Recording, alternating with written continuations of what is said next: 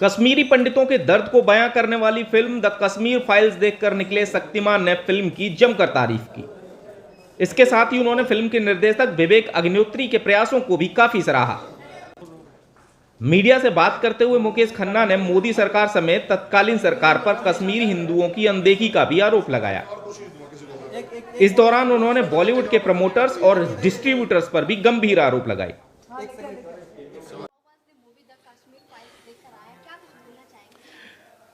देखिए, मैं पूरे कितने 2 घंटे की 3 घंटे के मुझे नहीं मालूम, 3 घंटे, मैं 2.5 घंटे आंखें नहीं हटा सका फ्रेम से।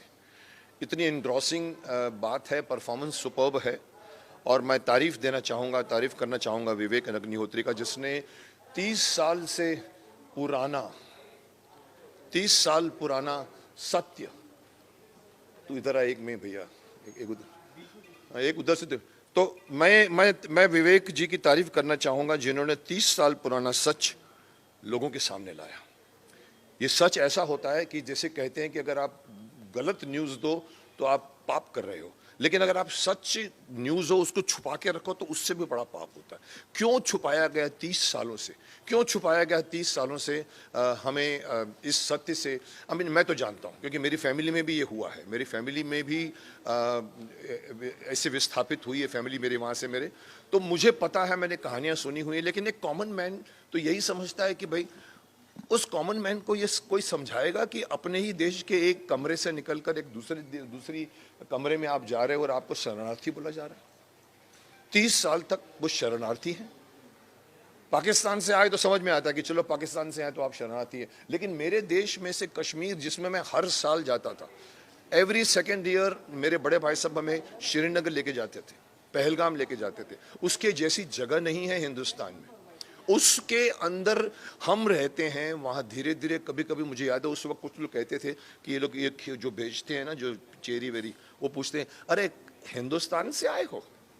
अब वहाँ पहली बार लगा था कि कहीं ना कहीं कुछ गड़बड़ है, और ये गड़बड़ इतनी बड़ी लेवल पे गई है। मुझे हैरानी है कि किसी ने, और मुझे सरकार से भी हैरानी है, सरकार को भी मैं दोषी ठहराऊंगा कि क्यों आपने 30 सालों तक इन लोगों को वापस उनके घर तक नहीं पहुँचाया, क्यों नहीं घर दिया उनको, क्यों? और अगर मोदी जी ने भी कहा था अपने 2014 के इलेक्शन जब जीत कर आए थे, बोला मैं हिंदू पंडितों को स्थापित करूंगा। मैंने कहा था अगर ये कर जाएंगे ना तो ये सुपर हीरो बन जाएंगे, शक्तिमान बन जाएंगे, लेकिन नहीं हुआ। 8 साल बीत गए हैं, अभी भी एक मेकर को एक ऐसी फिल्म बनानी पड़ती है जिसके ऊपर कंट्रोवर्सी खड़ी हो गई है। कई बड़े बड़े प्रमोशन नहीं करने दे रहे हैं, और मुझे हैरानी है उन बड़े बड़े जो सो कॉल्ड प्रमोट करते हैं अपने शो में पिक्चरों को, वो इनको नहीं करने दे रहा है। ये मुझे अंदर की बात बताई गई है, विवेक अग्निहोत्री ने खुद भी कहा है। और एक हैरानी की बात मैं कहना चाहूँगा, शेयर करना चाहूँगा, क्योंकि मैं उस डायरेक्टर को जानता हूँ, मेरे इंस्टीट्यूट से ही है, कश्मीरी पंडित खुद है। उनकी पत्नी का मैंने रिव्यू पढ़ा, मुझे हैरानी हुई कि क्या सोचकर आप कर रहे हैं। आपको समझ में नहीं आ रही कि ये सच हर शख्स तक पहुंचना चाहिए। तो मुझे हैरानी है कि भाई ये क्यों नहीं इसको, और इसलिए ये खुशी है कि आगे आप कह रहे हैं कि भाई ये कौन बोल रहा है, ये कौन है, ये कि माइक है? ओके, चलिए, सो आई एम सॉरी। तो मैं कह रहा था कि you have to understand that this news has to reach every, और टैक्स फ्री हो रहा है। मुझे बताया गया कि लोग टैक्स फ्री कर रहे हैं। स्टेट ने, कुछ स्टेट्स ने कर भी दिया है। मैं चाहूँगा पूरे हिंदुस्तान में टैक्स फ्री करिए, इस फिल्म को प्रमोट करिए। अगर ये बड़े बड़े प्रमोटर्स प्रमोट नहीं करते, एक बड़े हमारे इंडस्ट्री में लोग पता नहीं क्यों अपने आप को भारत से अलग प्रूव करते। अगर ये भारतवासियों का दुख आपको समझ में नहीं आ रहा है तो आप हमारे देश के वासी नहीं हैं। अगर उनमें से भी ये लोग प्रमोट नहीं करते तो इस फिल्म को पब्लिक प्रमोट करेगी। जैसे मैं आज बोल रहा हूँ, आपने भी रिव्यूज़ देखे होंगे, इवन कॉमन मैन के रिव्यूज़ भी ऐसे आ रहे हैं। आई थिंक ये प्रमोशन पूरी पब्लिक करे और पब्लिक देखे, और मैं समझता हूँ ये फिल्म बहुत बड़ा ब्लॉकबस्टर बने, क्योंकि ये एक मकसद, एक छूटा हुआ लक्ष्य जिसको सरकार भी भूल गई है। जब हुई थी, मैं समझता 90 उस वक़्त सरकार कोई और थी, उस वक़्त नहीं हुआ। उसके बाद भी सरकार आई, फिर भी नहीं कुछ हुआ। लोग अपने अपने जगह पर रहे। क्यों? So I hope that this film reaches to masses and it reaches to everybody. It is reaching globally. मैंने सुना इवन वर्ल्ड में भी लोग उसको लोग रिएक्ट कर रहे हैं बिकॉज ये वर्ल्ड क्लास फिल्म बनी है. ये हमारे कॉमन 300 करोड़ की फिल्म नहीं है.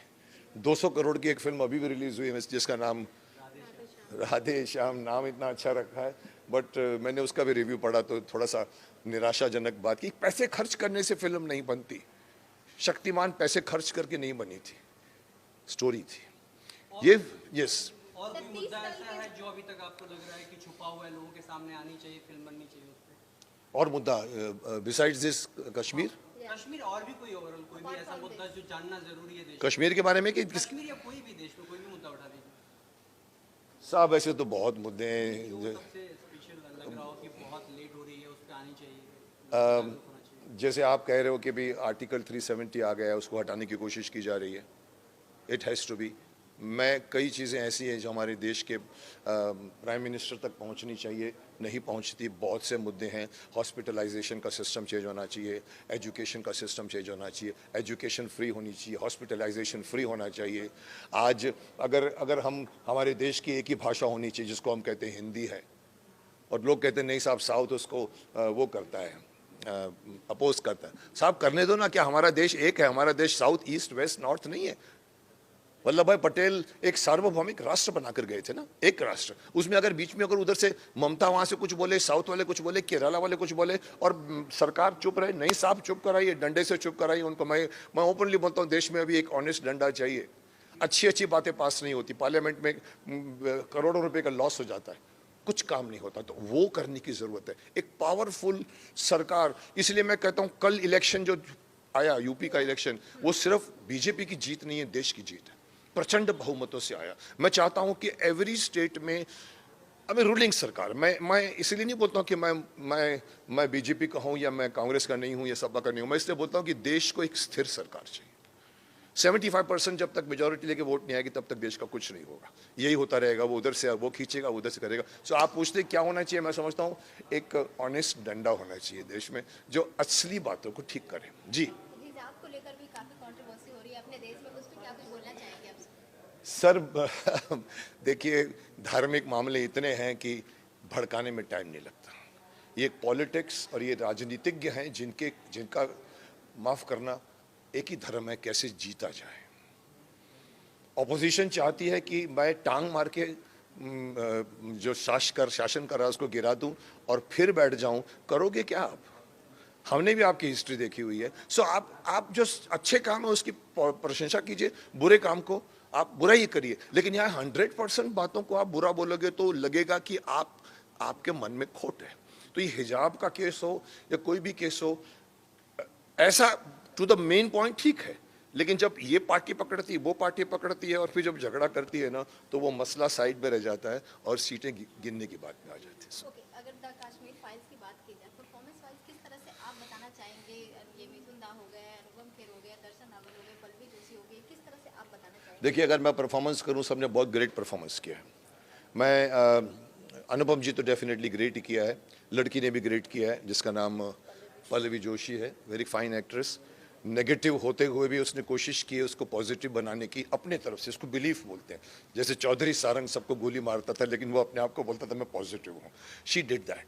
But the credit goes to that boy which I have never seen before. Darshan, मुझे नहीं पता कि कौन सी फिल्में की हैं उसने, बट लास्ट की 10 मिनट की स्पीच वॉज टेरिफिक.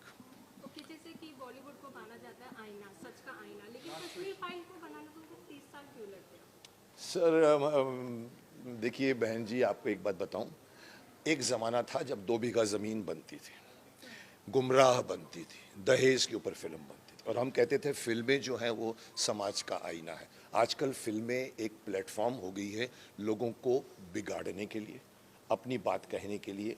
आप ऐसी ग्लैमराइज बातें करती हैं, यूथ बिगड़ रहा है. आज का जो सोशल मीडिया है उसने इतना बिगाड़ दिया. So there is nothing like कि फिल्म जो है वो समाज का आईना है. आज उल्टा हो गया. आज फिल्म बच्चों को सिखा रहा है. ऐसी ऐड बनती है जहाँ कहते हैं दूर दूर बैठो, नज़दीक मत बैठो, हमारा एक जुड़ा परिवार को तोड़ दे. So there is something wrong going somewhere. where you need to have censor on the advertisements also, censor on, मैं तो आपके सामने मुंह पे बोलता हूँ, आपके न्यूज़ चैनल्स को भी सेंसर करना चाहिए, और आप नेगेटिव न्यूज़ बहुत दिखाते हो।